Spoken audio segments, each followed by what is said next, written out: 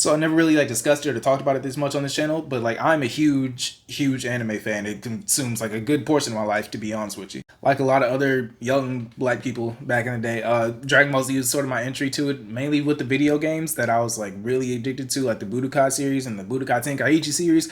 I was on that shit heavy on my PlayStation 2. But as far as like actually sitting down and like binging an anime, my very first one was Inuyasha, which was like so good when I was like 9 years old, but like looking back at it, not too much on Inuyasha because I'm here to hate on another anime.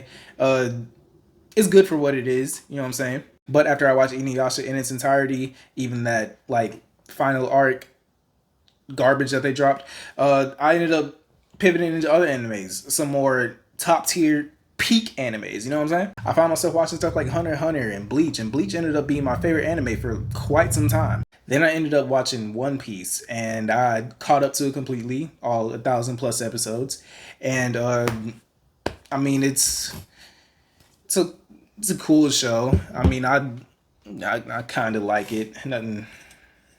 I'm not like the biggest fan, but I'm saying all this to say that, you know, like, I'm pretty well versed in the anime and shonen and manga world. Right now, to be more engaging with my audience and viewers and stuff, I want you to go down in the comments and say, what is the worst anime that you've ever watched? And tell me why it's Tokyo Revengers. I know it's going to be some Tokyo Revenger fans that are like, oh my god, Superfly, what are you doing? How could you not like all of the I can't even like make up good aspects to like use as an example to pretend to sound like you dumbass niggas. But for those who are unfamiliar with the show, let me put you on game. The show starts off by introducing you to Takemichi, who is a loser in his 20s. First episode, you go in, he's sitting in his apartment, bummy as hell, scratching his ass, sniffing his nuts, doing what bum niggas do. Then he goes onto the news and sees that his middle school sweetheart is dead. And he's like, oh my god, what happened? I haven't spoken to her in so long. All these memories that have conveniently died are all of a sudden coming back. Then bro leaves his dirty shithole that he calls an apartment, goes to the subway, and someone pushes him onto the fucking tracks. Then right when bro is supposed to die, bro goes back into the past 12 years. Kind of like on some isekai shit, but not really, because he goes back and he's himself and he's still like the lame ass nigga that he was in the present time. Then he's walking through with his friends, he's looking at his phone, looking in the mirror and like seeing that like, oh my god, like this is me like 12 years ago. I'm like in that life right now. But then it really sets in that, oh my god, I'm still the same loser that I've always been, and nigga starts getting his ass beat immediately. He's realizing all this stuff about himself, which he should have known because he was like 25 or something like in like the present time, and he's seeing that, oh my god, I'm a horrible decision maker. I let people walk over me. I keep getting my ass beat. I don't do anything for myself, and my life sucks. Then as the story progresses, he has to make things happen in the past and, you know, get more information for the future so he can prevent this girl's death. He literally has like the cheat codes and blueprints basically laid out for him because he already lived this entire life. But he still goes back there like, wait, this must mean, oh no, what do I do? I know me, who's lived through a lot of unfortunate things that I wish I could change. If I got the second chance to do that shit, I'd be a lot more fucking motivated instead of like bitching and crying and be like, oh no, I can't do this. Me, a grown man in this middle schooler's body who's still fawning over a middle schooler in the past because it's not weird because I'm in a middle school body. That's really that's problematic. I'm sorry. And I know, especially as someone who's fumbled a bad bitch before, I would not let that shit happen to me twice, nigga. Like, what are you doing? And if you can relate to me, you know what fumbling a bad bitch feels like. It feels a lot like this. I'd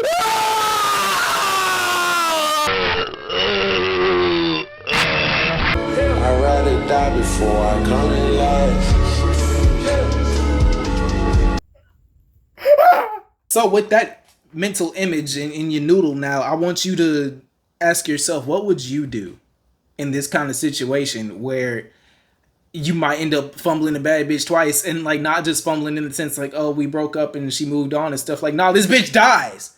Now, I will say a lot of these gripes that I'm listening to you are like majority from the first season. As the second season goes on, you know, he grows up at least a little bit. You know, he has a positive shift in his character. He becomes more resilient in things, and he becomes a little bit more likable and less like of a punchable bitch that he is for like all the first season. Don't get me wrong, I'm not gonna give him too much credit. He's still weak, he's still a bitch, and he still hasn't gone out of his way to like lift a weight or learn how to fight, which would solve like 80% of the problems that he has in the show. Not to, you know, spoil too much, you know, if you want to watch, don't. But, you know, he does grow to use more resources, he grows more resolve, and executes things in a at least semi-smarter way going forward. But all in all, the show's actually pretty good. Oh my god, he clickbaited me. Yes, fuck nigga, I need views. Don't get me wrong, I still have my gripes with the show, especially, you know, like the predictability of it, like something that you can like see is like building up and being calculated, and then like 2 episodes later talking to me, she's like, oh, that must mean like, no shit nigga, like tighten up bro, like save your bitch. He still has a punchable face. I don't like his haircut. He cries too much. Bro just kind of sucks. And I mean, like, I guess that's kind of the point of his character. And maybe he does grow into being less of a whole ass nigga, but like, we'll see when we get there, I guess. I do have to say, the majority of my issues come from the main character. And I mean, like, it's not like I like every main character in anime. Like, it is what it is. But the show does still have like a great supporting cast with like Mikey, Draken, Shifu.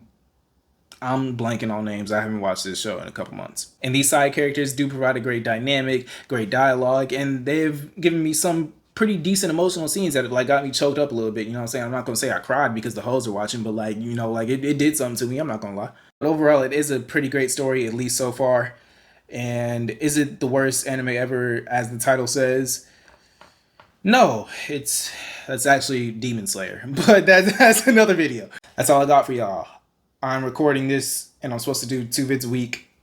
I should have done this a while ago, but I got a new job because my last job fired me. That could be a story time, maybe. We'll see. Somebody's gonna ask for it in the comments. No, they're not. No one got this far in the video. Get it together. Like, comment, subscribe. Love you if you're still here. Yeah. Yeah.